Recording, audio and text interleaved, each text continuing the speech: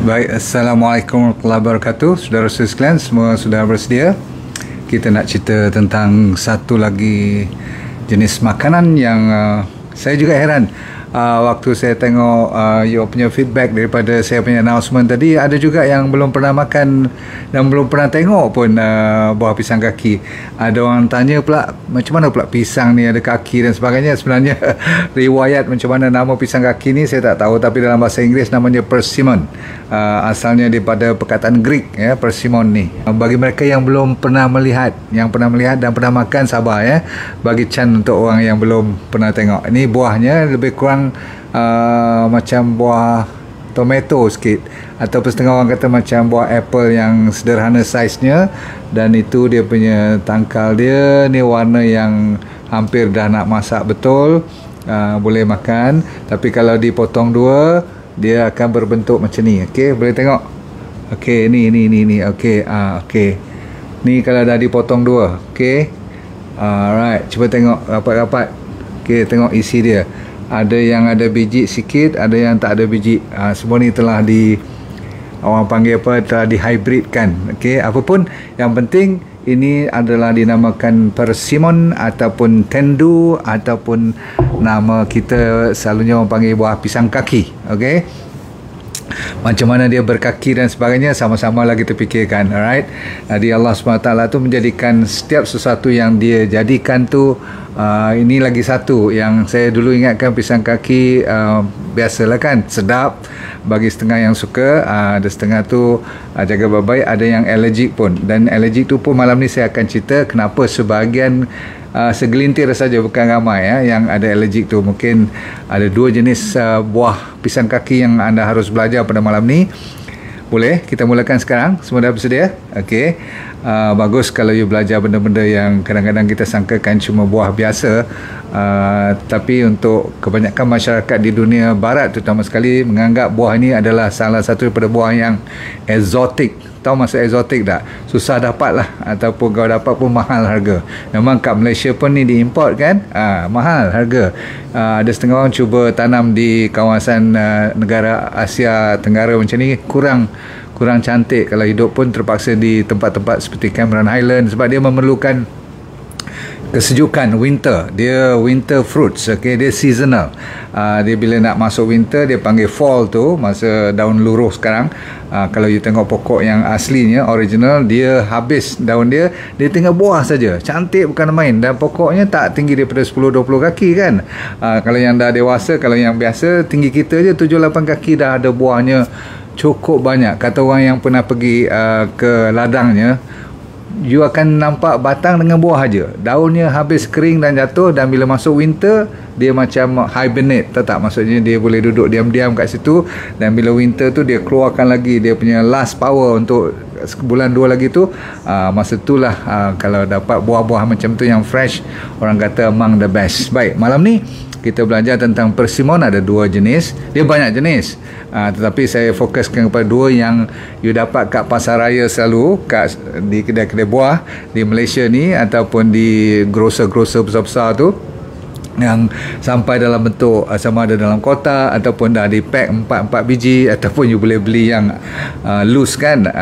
Sebenarnya dia ada dua jenis. Yang you dapat kat Malaysia ataupun yang kita duk makan, yang saya bawa ni pun ni, yang ni. Okey, yang ni adalah jenis yang dia panggil fuyu.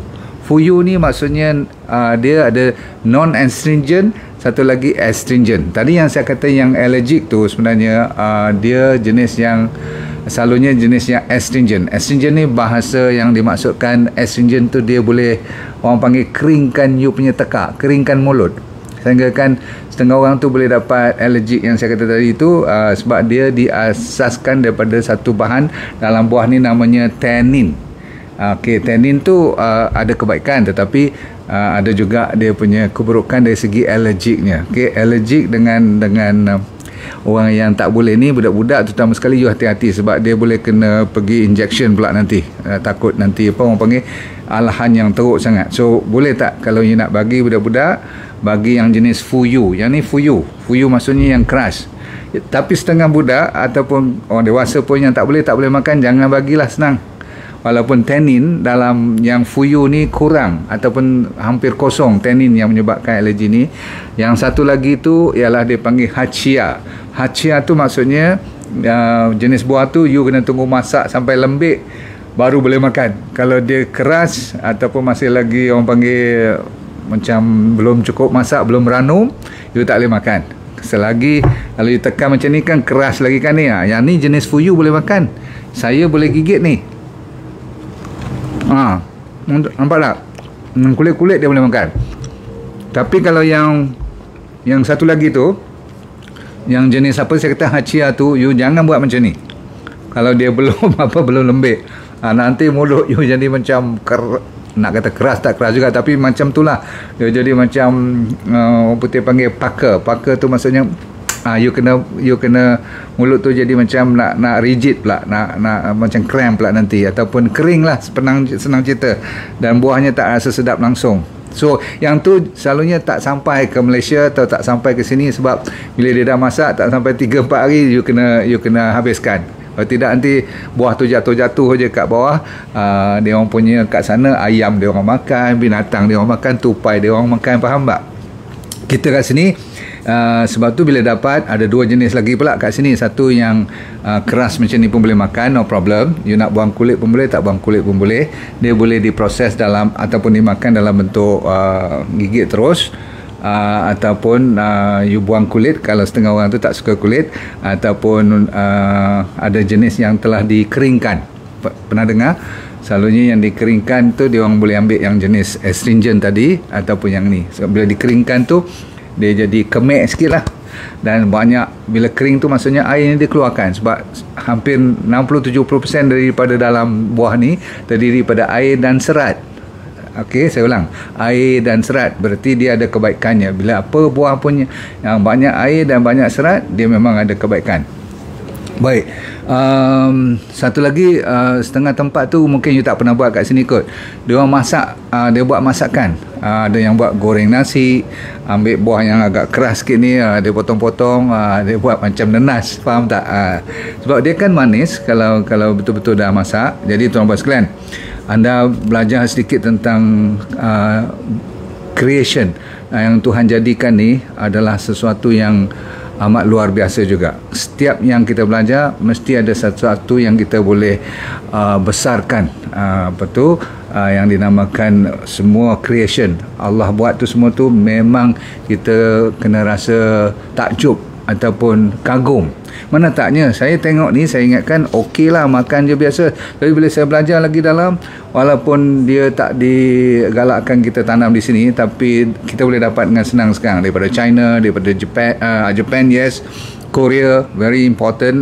Tempat-tempat 3 negara ni asalnya sebenarnya buah ni asalnya pada China, tapi sekarang dah sampai ke Amerika, dah ada brand dia sendiri pun, maksudnya benih dia sendiri pun. Lain negara lain dia punya design, ada setengah warna yang kemerahan, orange, setengah kuning-kuning, tetapi yang bagusnya ialah yang kalau ada yellow dan red color, yang tu yang antara terbaik dari segi konten dia, kandungan zat dia. Nanti saya cerita ya. Tapi ada sampai yang jenis hitam pun ada. Sampai coklat pun ada isinya. Pelik-pelik lah. Nama pun ada setengah tu cinnamon pula, nama cinnamon, persimmon, chocolate cinnamon, ada Texan, ada macam-macam lagi lah. Tapi okey, saya bagi kat you nutrient dia dulu, zat dia. Kenapa buah ni saya rasa harus dapat peluang aja cari dan makan dia. Okey, walaupun dia sekali-sekali tu agak mahal, you cari ada waktu musim dia, bila banyak dia jadi murah. Sebab dia bermusim. Baik, vitamin A, vitamin B. B pula ada 1, B2, B3, B6, B9. Ada vitamin C banyak, yang paling banyak vitamin A. The best is vitamin A dalam buah ni. Kalau you tengok warna dia pun kan macam jenis-jenis sama standard dengan tomato, carrot. Kan dia ada carotenoid. Carotenoid ni memang bagus lah. Carotenoid, flavonoid ni semua antioksidan, bagus. Ada lagi vitamin E, vitamin K. Lepas tu dia punya sodium, potasium. Sodium rendah, potasium dia tinggi, dahsyat tak? Kalsium lagi ada, ferrous, apa tu, iron, copper, magnesium, manganese. Bila ada magnesium, manganese tu, ini antara buah-buah yang kita patut buka mata. Dulu kita buat dek je, tengok mungkin mahal kita tak beli, tetapi kadang-kadang dia turun harga pun kita tak beli. Sekarang ada masa peluang sebab dia ada phosphorus, ada zinc lagi. Dengar perkataan zinc tu very important. Baik, setiap satu buah besar macam ni saiz macam ni, dia lebih kurang 100 kalori. Tak sampai 100 kalau besar macam ni. Saya rasa yang dia orang tunjuk kat saya dalam kajian tu, dia besar pada ni lebih kurang 120 gram dia punya beratnya. Yang ni lebih kurang 100 gram. Kalau 100 gram lebih kurang cuma 70 kalori. Yang bagusnya dia bawah daripada nasi, dia punya glycemic indexnya. Kan kalau nasi tu sampai 70 dia punya orang panggil GI, glycemic index. Yang ni cuma 50 kan saya kata. Kalau apa buah yang kalau jenis makanan yang ada glycemic indexnya bawah pada 55, itu diiktiraf sebagai low glycemic index. Dan orang diabetes, berita baik, you boleh makan buah ni. Baik, kita mulakan dengan lebih kurang ada 15 manfaat, tapi kita fokus kepada beberapa yang penting dulu. Okey, nombor 1, untuk mereka yang nak menguruskan badan. Tak you sangka buah ni kan manis, selalunya you risau kan, tapi tak perlu you risau. Sebab apa? Dalam buah ini walaupun dalamnya kebanyakan hampir berapa persen, hampir 80% ada air dan ada serat, tetapi tinggi dengan karbohidrat. Okey, karbohidratnya hampir majoriti lah, 80% dalam buah ni adalah karbohidrat, tak sampai 1% pun protein, dan hampir tak ada langsung lemak.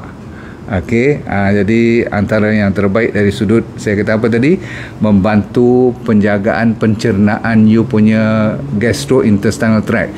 Maksudnya usus-usus you, digestion you, pencernaan semua bagus. Tadi saya sebut perkataan tannins kan. Tannin tu kadang-kadang memberi you side effect, tapi tannins kalau dalam kawasan perut kita, kalau kita tak ada alergi apa-apa, dia meningkatkan pencernaan. Bagus. Okey, dan dia mengurangkan craving for sugar. Sebab bila orang yang suka benda-benda yang manis, you belajar makan pisang kaki ni, you tak akan ketagih sangat nak cari benda-benda yang manis lagi lepas pada tu. Seterusnya, disebabkan dia ada satu bahan nama catechins, atau setengah orang sebut catechins, tak apa, nama tu tak perlu ingat, dan polyphenols. Semua ni adalah bahan-bahan zat yang terbaik untuk menjadikan dia buah ni sebagai anti-inflamasi pun juga. Tadi saya kata antioksidan. Antioksidan tu, supaya you faham, orang-orang biasa macam kita ni, ialah untuk mencari bahan-bahan yang berkarat untuk kita proseskan dia. Dia buangkan free radical yang nakal-nakal semua tu, dia membersihkan. Berarti dia adalah melawan free radical. Okey, ingat saya kata tadi, buah-buah seperti yang macam tomato, macam carrot, yang warna orange semua ni, dia ada vitamin A dan juga dia ada flavonoids dan carotin. Semua ni bagus untuk melawan, saya kata apa, bahan-bahan yang berkarat dalam badan. Seterusnya, dia buah ni melawan orang yang suka ada perdarahan, maksudnya seperti buasir. Kan buasir kadang-kadang senang berdarah dan sebagainya, dan zaman-zaman dulu digunakan buah ini, disuruh makan dan juga dipergunakan untuk orang yang luka. Senang dia cepat pulih daripada luka. Berarti kalau siapa yang ada masalah dengan pembekuan darah, ni antara yang terbaik. Dia senang orang kata apa, bekukan clotting kita tu. Okey, baik, seterusnya kolesterol akan menurun disebabkan kita banyak serat dan banyak air dalam buah tu. Saya kata tadi, bila glycemic index tu cuma 50, bagus untuk orang diabetes. So dengar, orang kita yang ada diabetes atau pre-diabetes, sila amalkan buah ni. Tak usahlah makan sampai 5-6 biji. Okey, satu hari sebiji pun kira berpada lah tu. Okey, baik. Seterusnya, untuk mereka yang ada blood pressure pun bagus, dia menurunkan blood pressure disebabkan nombor 1, sodium dia tak tinggi, potasium dia tinggi. Jadi yang ni kita perlukan. Okey, seterusnya musim immunity siapa-siapa yang rendah ni, nak meningkatkan lagi, selain daripada yang saya cerita, lemon, air kelapa, herbal gel semua tu, yang ni antara yang boleh kita tambah makan. Okey, untuk meningkatkan immunity. Sebab apa? Sebab dia ada vitamin C. C terkenal untuk melawan virus dan bakteria, dan juga untuk meningkatkan white blood cell. Ni buah-buah macam ni. White blood cell kan untuk lawan bakteria, virus semua. Baiklah, sambung. Betul ke dia boleh baik untuk orang diabetes? Tadi saya kata yes, blood pressure yes, tapi yang malam ni saya persoalkan ialah saya tak pernah sangka buah ni bagus untuk orang kanser. Kan saya sepatutnya lebih tahu awal buah-buah macam ni, tapi terlalu banyak kita belajar sampaikan buah-buah macam eksotik ni yang susah dapat ni, kadang-kadang kita lupakan saja. Tapi lain kali kalau dia berdepan dengan mata kita, kalau orang serve je kat buffet ke kat dinner mana-mana, call jangan lepas peluang. Okay, nombor satu dia mahal, nombor dua dia ikut musim. So you cari peluang sebab dia juga terkenal dengan nama asidnya betulinic acid. Yang ni lah dia yang diiktiraf sebagai penawar untuk orang yang ada kanser. Dia melawan kanser melalui betulinic acid, melalui vitamin A, dan yang saya kata tadi dia juga antioksidan. Apa saja yang ada antioksidan seperti A, vitamin C, vitamin E, ACE ni dia membantu untuk membersihkan masalah-masalah seperti kanser pun.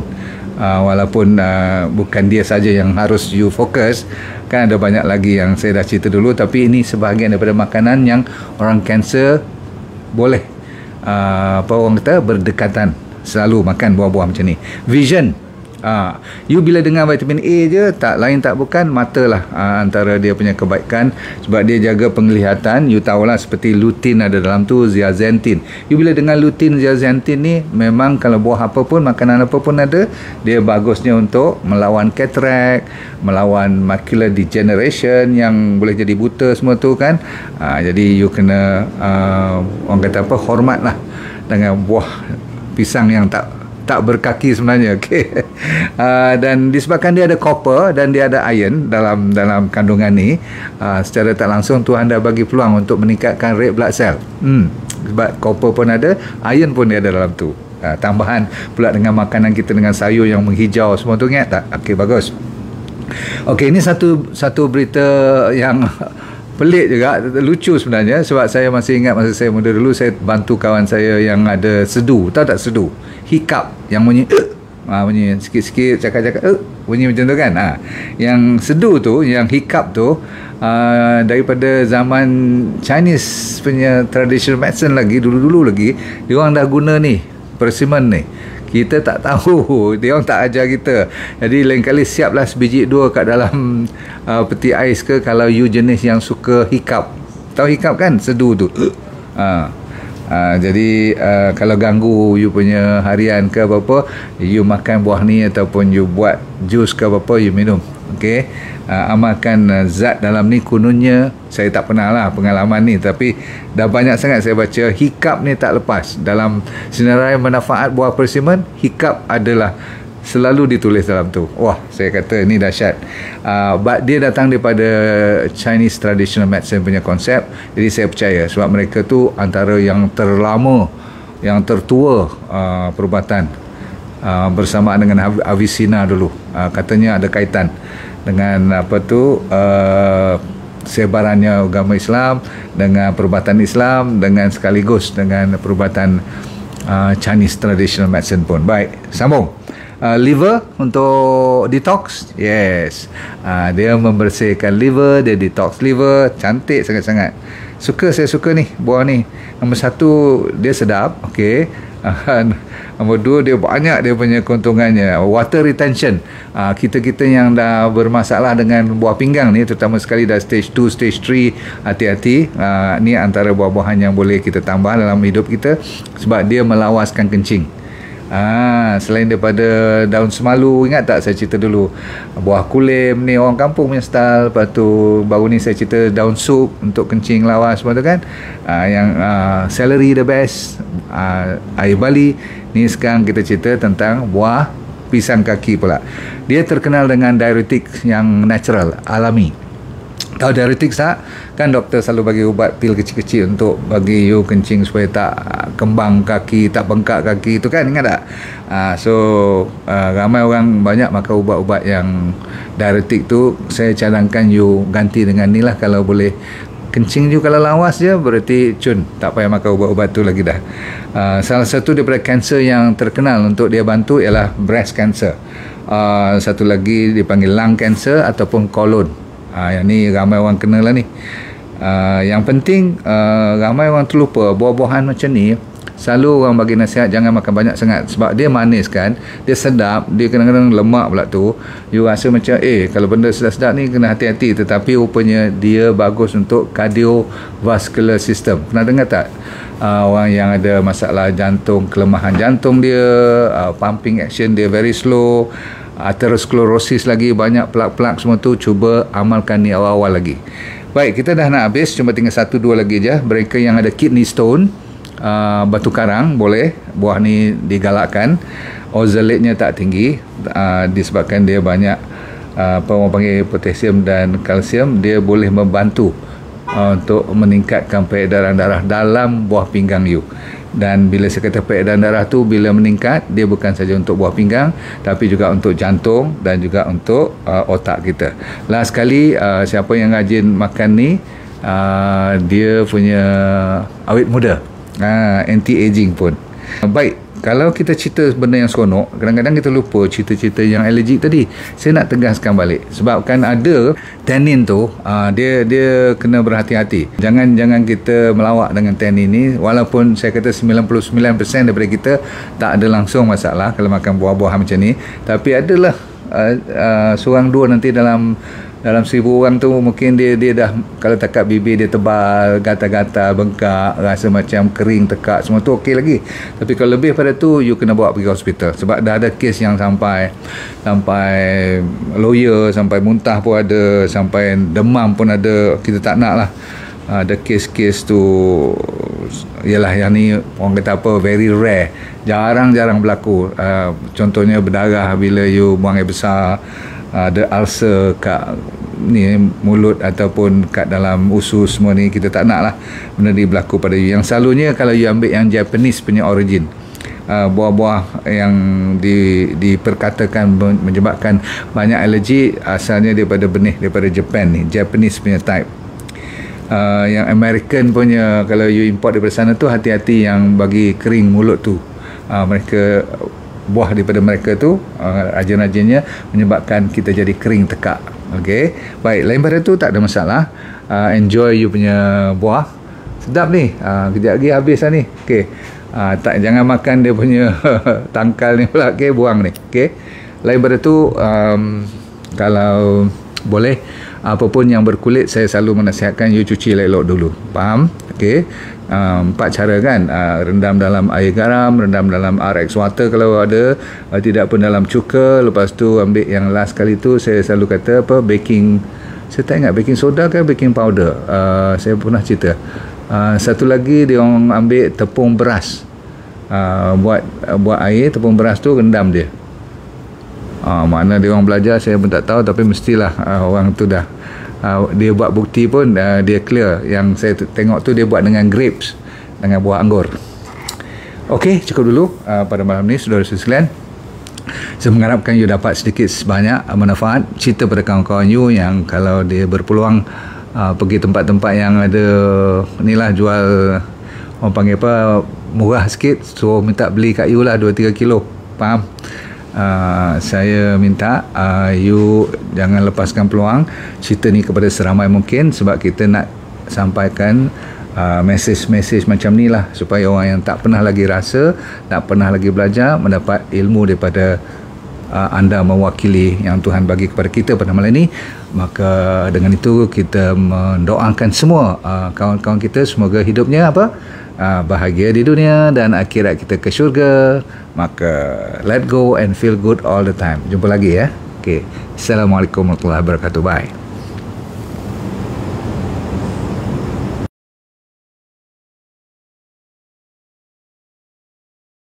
Assalamualaikum warahmatullahi wabarakatuh. Nama saya Dr. Nurdin Darus. Dulu pernah bekerja di Majlis Sukan Negara, Jabatan Psikiatri di University Hospital, dan lepas tu saya buat corporate program. Tapi Tuhan bagi rezeki kat saya untuk kena kanser pada 2001. Bukanlah seronok, tetapi pengalaman. Kali kedua saya kena relapse pada 2012. Di pengalaman tu saya nak share dengan anda, kalau anda bermasalah berpenyakit ataupun sama ada dari segi fizikal ke mental, tak jadi hal, asalkan you nak merubah hidup you. Dan bagi mereka yang belum sakit pun paling mustahak untuk mempertahankan, menghindar daripada kena sakit. Tapi insyaAllah dalam program yang dinamakan DND Well for Life 90 Day Challenge, maksudnya 90 hari punya cabaran ni untuk meningkatkan kesejahteraan dan kesihatan hidup anda. Mau tak?